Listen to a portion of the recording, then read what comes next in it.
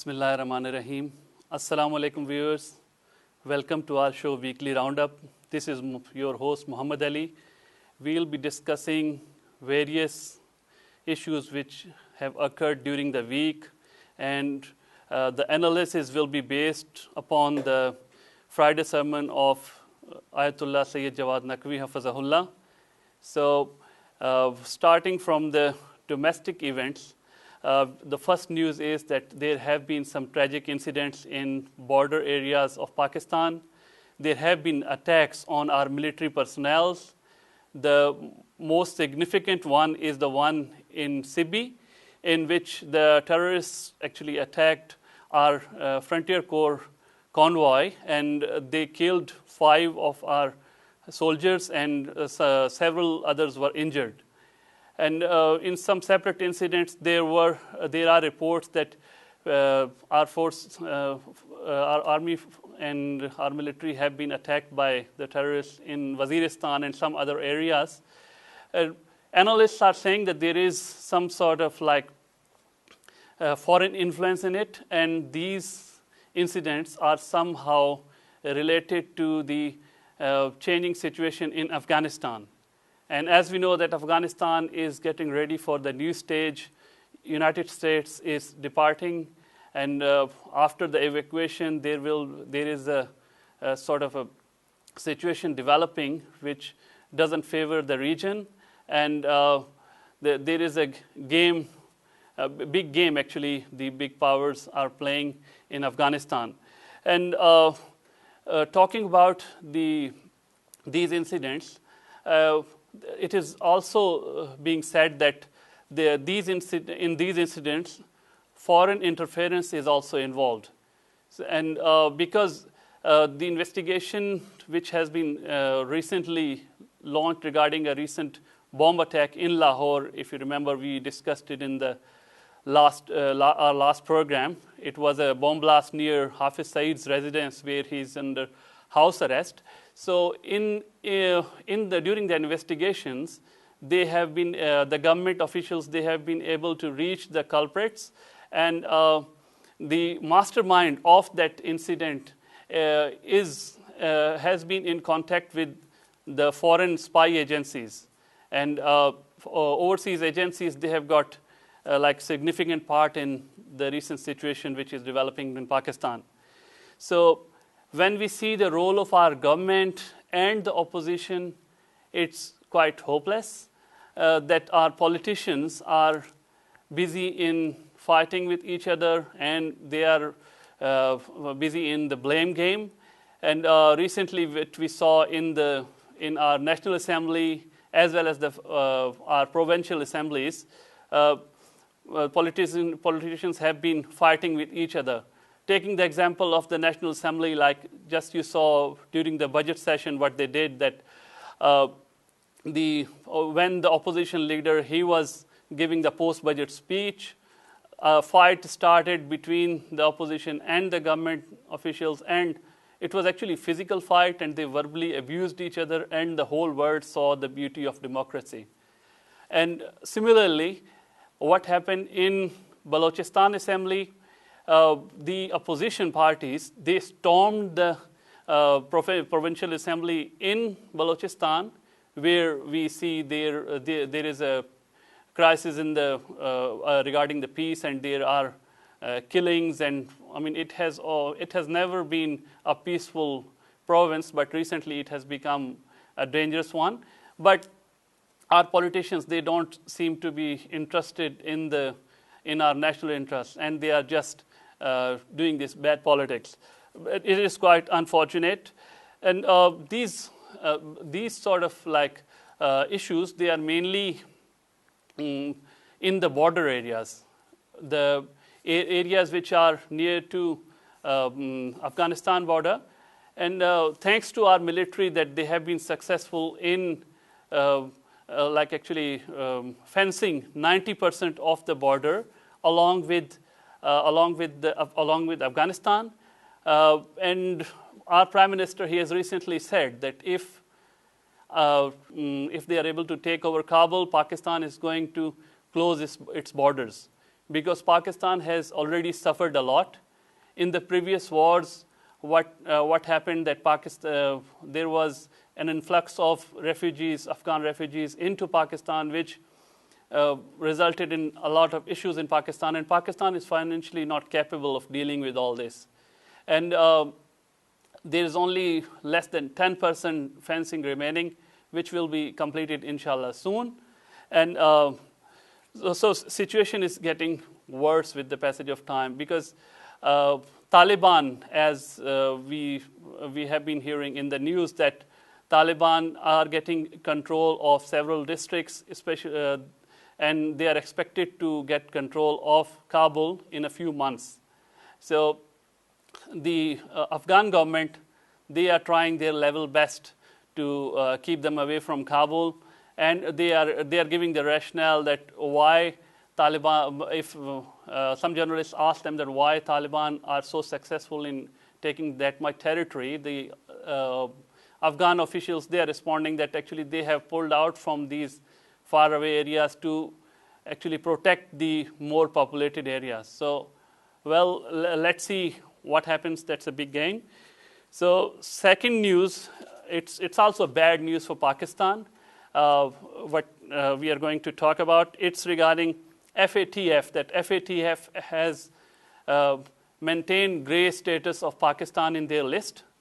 FATF, viewers, actually it stands for Financial Action Task Force. It is actually in international money laundering and terror financing watchdog. It has got certain sort of structure, and it has got certain standards, and it monitors the international money transactions. So it keeps an eye on the movement of the money worldwide. But unfortunately, what we are seeing here is that like the other international bodies like United Nations, Security Council, and IMF, it has become more political, and it is being used for more geopolitical agenda of the countries which are members of it. Actually, it consists of 20 members. Pakistan has got friends and enemies in this organization, but unfortunately, some of our friends have also played a negative role in it.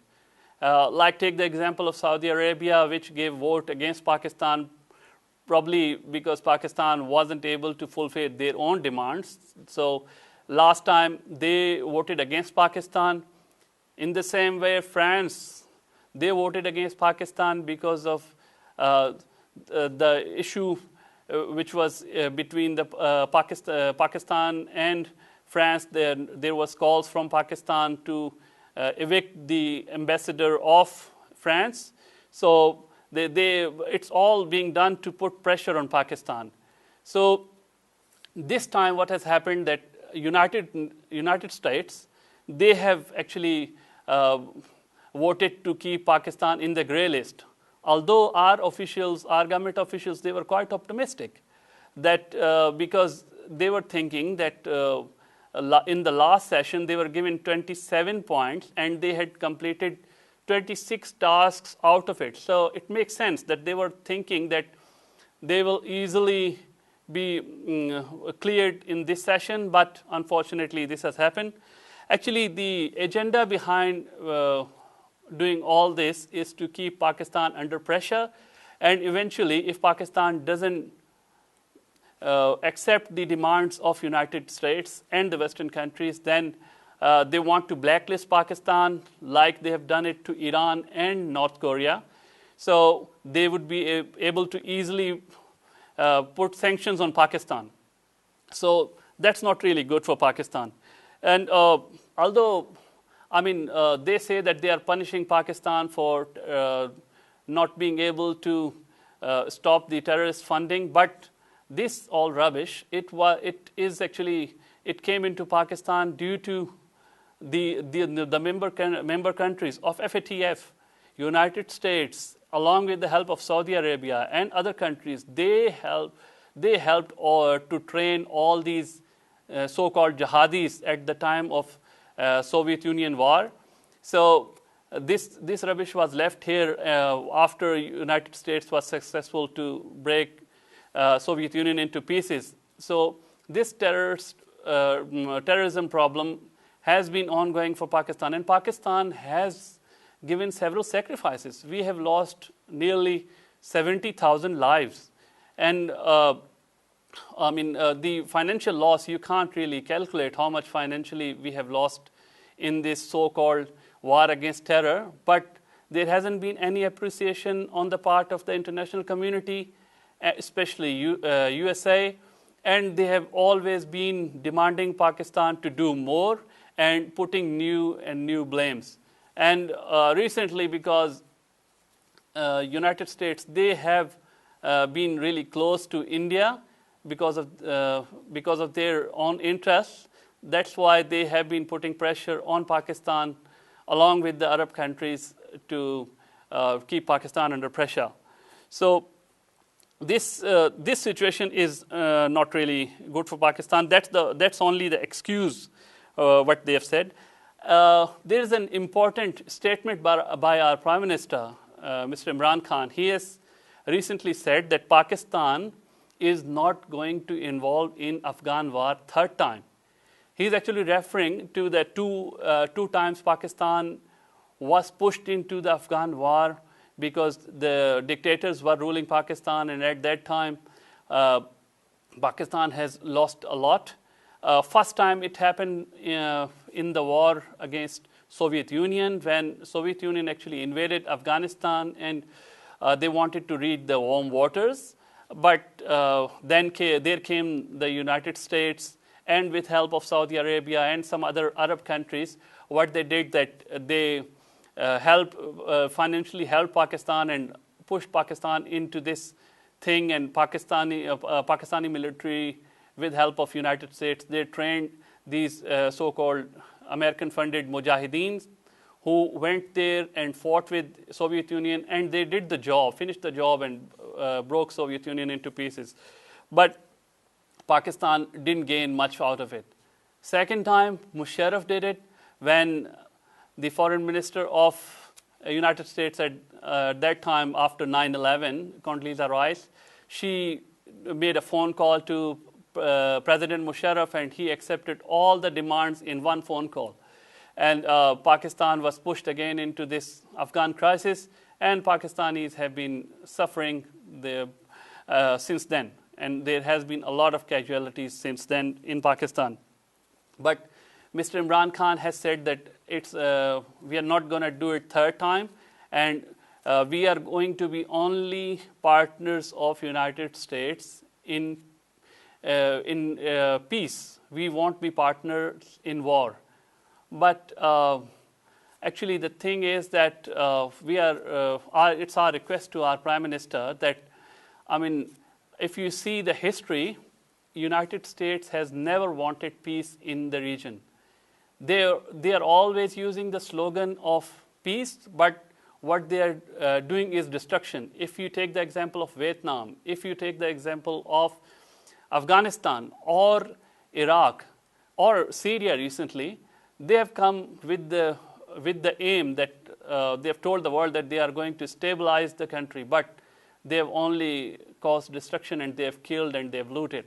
So America is not really interested in stabilizing Afghanistan, and they have got their own interests. As we know that America is under severe pressure from China, because China has become a big economic power, and now they are developing their military. So America wants to keep the presence here, and they want to deal with China in the way they had done it with Soviet Union. But Pakistanis are not going that far, and Pakistanis are keeping them restricted to their limits this time.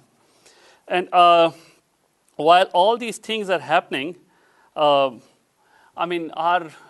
politicians, they are busy in fighting with each other.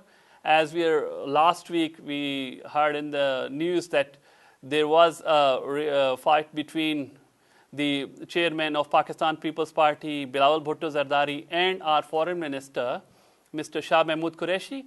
Actually, what happened that Bilawal Bhutto Zardari blamed Shah Mahmud Qureshi for trying to become the prime minister. He gave a sort of like caution to our prime minister and told the journalists that prime minister should be careful because this man, Shah Mahmud Qureshi, when he was the foreign minister in our time, in our government's time, he wanted to become the prime minister of the country. That's why we removed him from the foreign ministry. But I mean, our foreign minister, he responded in the same tone, and there has been like fight between the two big leaders at this time, this critical time when world is planning against Pakistan. They are just fighting between each other. And if we see the performance of our foreign affairs department, it has been hopeless. Recently, referring to a speech by our Prime Minister Imran Khan, he was in which he said that our foreign delegates, especially our foreign ambassadors, they haven't been really successful. They are involved in corruption, and they haven't been able to attract any significant amount of international investment into Pakistan. Like if we compare it to the Indians, Indian diplomacy have been really successful, and they have been able to attract a lot of international investment. So this is a type of failure, what we call it, on behalf of our foreign ministry. So things need to be sorted out in that thing. So, well, speaking regarding our Prime Minister has recently been quite concerned regarding the pressure which is being put on Pakistan by United States especially, and we can realize the amount of stress he has because during this last week he has spoken 3 times. Look at his words, viewers, that he is saying that no matter how much pressure international community or United States puts on us, we are not going to break our relations with China. So that's the real story, that whole this drama is being done to break Pakistan's relations, trade relations, and like cultural and the defense relations with China. And CPEC, they want to scrap CPEC, and America has partnered with India and other regional powers to achieve that goal. So, and this time, the demands by United States, they are just unbelievable. I mean, they are such demands that these sort of demands were not even. We didn't see these sort of demands when President Musharraf helped USA to come and invade Afghanistan. Let's take the example of one of our senior politicians, Sayyid Mushahid Hussain. So he's Senator Mushahid Hussain. He's actually, as you know, the chairman of the Standing Committee of Senate of Foreign Affairs. He's one of the mature politicians in Pakistan. He used to be the head of the CPEC project before, and now he's the head here in Senate of this Foreign Affairs Committee. He said that United States is not only demanding air bases from Pakistan, but their demands are even bigger. They are asking to allow United States to build a CIA headquarters in Pakistan. As you know, that CIA is a spy agency of United States, and Pakistanis are not going that far, and Pakistanis are refusing for it, and that's why this all pressure has been built. So there was a joint parliament session organized recently, a couple of days back, in which our military chief, chief of army staff, and the representative of ISPR and ISI chief, they briefed the parliamentarians regarding the current situation Pakistan is facing.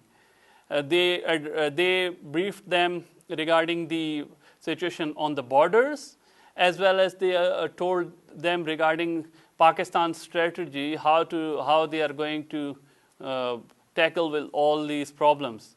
Although Pakistan is under severe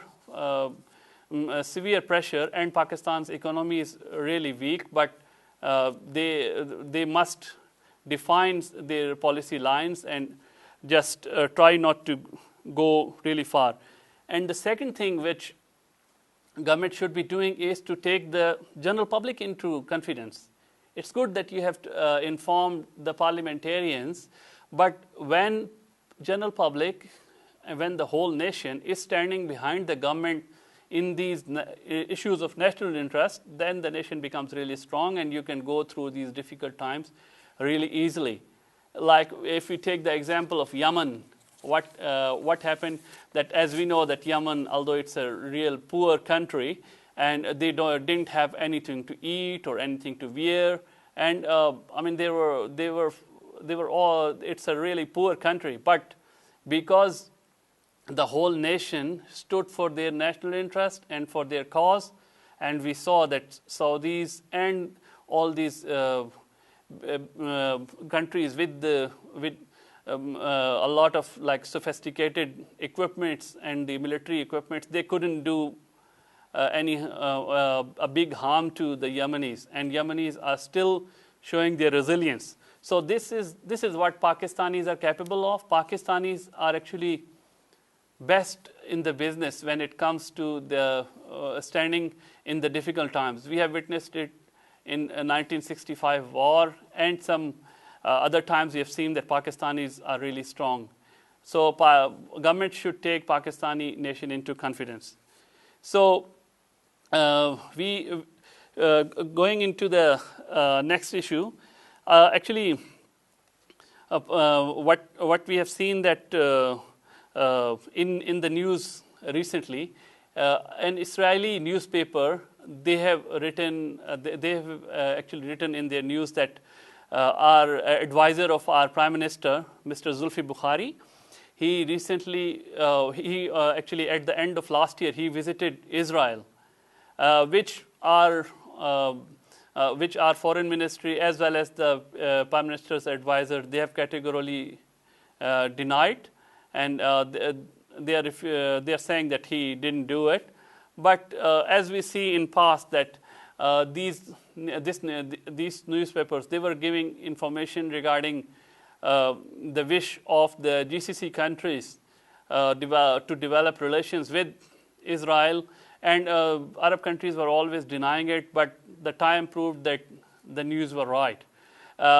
In another news, just a couple of days back, a newspaper wrote that Pakistan is getting closer to actually start some sort of diplomatic relationships with Israel, and it's not being done under pressure. It is being done because of the role of UAE and Saudi Arabia. The diplomacy by them is bringing Pakistan closer to Israel.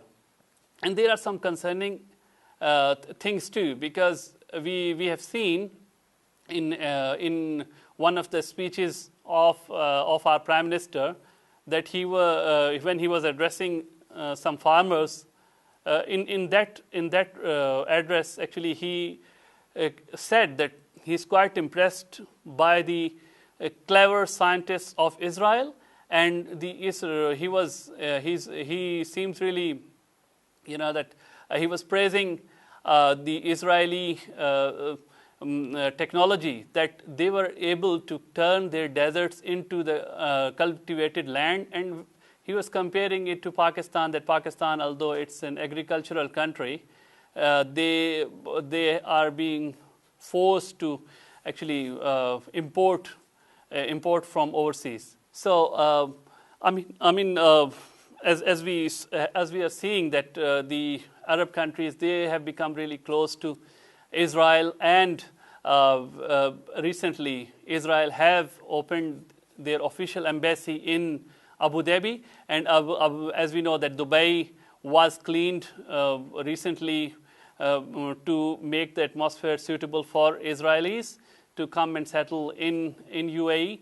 All the Shias, they were evicted out of there. Even Sunnis who had Ali and Hussein in their names, they were expelled from the country. So now this situation is actually developing. So viewers, we'll be taking a short break here, and we'll return after the break with some international issues.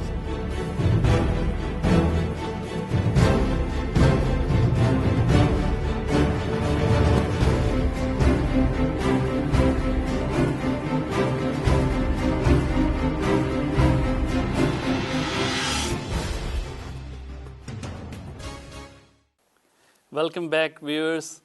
As we were discussing the national and international issues in the light of the Friday sermon of Ayatollah Sayyid Jawad Naqvi.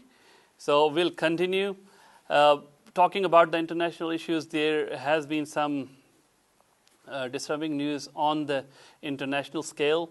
I mean, there was a statement by Mr. Ali Yunus. He's the ex-chief of intelligence agency of Iran. He was the chief at the time of ex-President Khatami. So what he has said in his statement that Iran is not safe anymore, and not only the nuclear assets are under threat from Israel, but the political figures and the big personalities, they should be extra vigilant regarding their security, because he is claiming that Israel has infiltrated inside Iran so badly that no one is safe in Iran. It's disturbing news, and this I mean, when we are talking about this issue, another statement by ex-Israeli intelligence chief we will discuss here. He has said the same thing. He says that actually I am aware of the streets of Tehran much more than the normal Iranians, and we have got infiltration deep inside Iran. And we have seen in several incidents recently that Iran used to be one of the safest countries, and during the 40 years, even during the war, no one could do any big harm to Iranians. But recently we saw fire erupted in the Tehran refinery, and it was such a fire that it could burn the whole city. And in the other separate incident, there was a cyber attack on the nuclear site of Iran. And we saw that assassination of Mr. Fakhrizadeh. He was a nuclear scientist of Iran, and the sophisticated sort of gun which was used in it. It was quite, it was a heavy gun, and the most significant thing about this gun was that it was being controlled from satellite. So it means that someone sitting in Israel or United States was controlling it. Question is that how did it reach to Iran? And the investigations have revealed that the parts of that gun, they came in the post of different embassies, although we know that Israel or United States, they don't have embassies inside Iran, but unfortunately the Arab countries and other Western embassies, they are playing the role of spies inside Iran. So it must have come in their post, and as you know, that's an international protocol that the posts of these embassies, they are normally not checked.